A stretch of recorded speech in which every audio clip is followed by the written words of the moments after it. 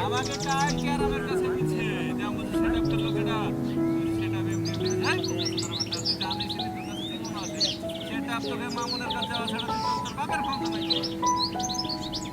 হয় মামুনের কাছে যাবে না কাউকে না কাউকে পরে দিতে যাবে তুই জানিস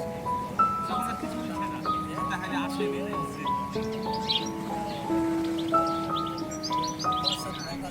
ও জানেই না